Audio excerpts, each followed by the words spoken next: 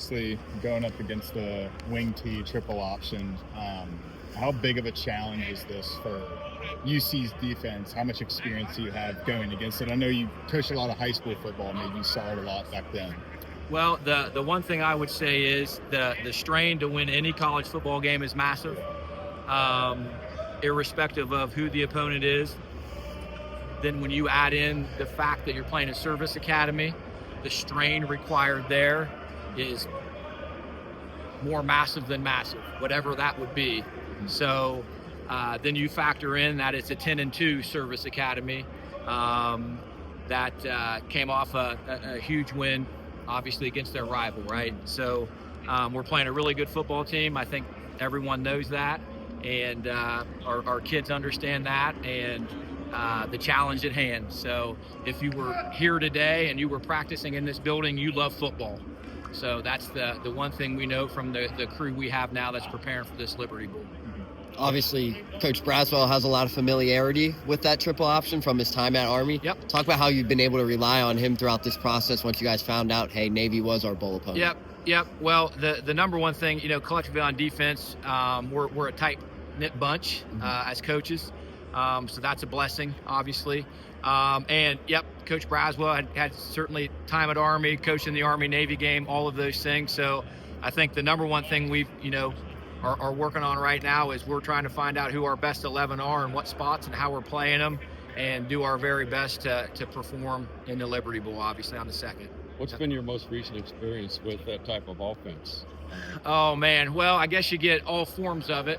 Of option in some way, shape, or form. I think it's something we still teach because it's still a function of you need somebody on the dive, you need somebody on the cue, and you need somebody on the pitch, right? So even when we're playing traditional stuff, that's the RPO world, you're still talking about it. Now, in this respect, obviously it's an entirely different deal because it's how they live. It's a way of life for Navy. So, I would say probably, Scott, to be honest, I would have to date myself back to playing Wofford when I was at West Virginia as a graduate assistant. And that would have been in 2004, I believe. We played Wofford, and they were doing something very similar. So actually going against a unit that lives this, that would have been the last time for me. Obviously, Coach Braswell has had experience in his time at Army. And then Coach Brathwaite has had experience in his time in the Southern Conference when he was at Richmond and Chattanooga and playing the Citadel and those people in Wofford as well. Yeah. Coach, do these kids come from haway school backgrounds where they ran that, or any player expert to rely on? Not that I'm aware of. That would be in a position to necessarily help, I guess, with intel from Navy, I would say, right? Tyson, Coach Satterfield told us earlier that Coach Braswell kind of showed up with the Beat Navy shirt this week. Yeah. Talk about that a little bit. Did that give you guys a little bit extra juice there on the defensive side for this one? Absolutely. Obviously, I think our guys that are coming to the building every day right now, again, are a resilient bunch that the number one thing they love to do is play football. And that's certainly what we found out in this whole thing. And the same, if you were a coach here and coaching your tail off today, you love football as well. And I think any extra forms of motivation we can add into that as we go is certainly what we want to do. You've had a lot of DBs enter the portal. We have. Who are the young guys here right now that you're seeing really take advantage of the opportunity? Yep, absolutely. I think there's several. The last few practices, the one guy that certainly showed up with making plays on the football has been Pat Williams.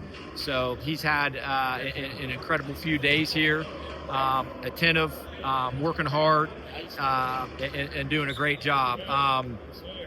Danny James, who obviously has played for us this season, but is healthy, I feel like now. The last 3 weeks he had an ankle issue, and obviously that's not a great injury for anybody, especially if you're a corner. So he's done a tremendous job. Back behind those guys, fortunately, Antoine Peak is still here with us, has been a leader for us, has been a playmaker for us, and is doing a tremendous job with all of those things. Everyone else is young guys. CJ Jones doing a tremendous job. Marquavius Sabor doing a tremendous job, CJ Crite doing a tremendous job, and Stanley Klein doing a tremendous job. So all of those guys are really working hard, are attentive, and doing everything we're asking them to do. No doubt about it. The fourth corner would be Jamari Johnson. Outside of Matt and Danny, who had played considerable reps during the season, and Jamari's doing a great job too, and has gotten better since he's been here. Speaking of Matthew McDoom, obviously he's the only senior remaining here for this bowl game. Walk us through what it's like to have that veteran presence for these younger guys like you just mentioned. Yeah, he's the only senior in the secondary that would be remaining. So Matt loves football, I'll say that, and is thankful for the opportunities that he's had here, and he has said that, so that's how I know that. Again, is excited to play in his last college football game, which you would hope everyone would be. Some of the mobile quarterbacks have given you fits. What do you see out of Horvath back-to-back 1,000? Yeah, well, did you watch the Army-Navy game? I wasn't. I was watching a bad basketball game at the time. Okay, I apologize for that. But he's clearly extremely tough, and is an unbelievable leader. So he's their leading rusher naturally. He's ranking with guys like Lamar Jackson in back-to-back years with 1,000 and 1,000, So, and Lamar played again on Sunday, right? So he's got statistics that are second to none. He is beaten, he is battered, and he keeps going. So the other side note, obviously, as you know, Scott, he's from Ohio. So as if he's not ready to play every game, he'll be more than ready to play in this one, I'm sure. I know it might be kind of hard to project to next season, but Zaravion Johnson's a guy who had a redshirt year and then tore his knee up, I think it was. Yeah, it's Achilles, actually. Achilles, probably worse, but yeah. Is he going to be ready to contribute by spring? By spring, he will be. Yeah, he'll be ready to go by spring. Is not ready yet.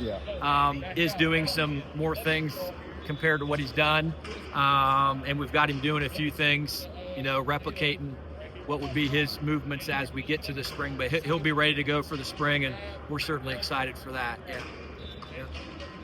Thanks, guys. Yep. Thanks, guys. Yep.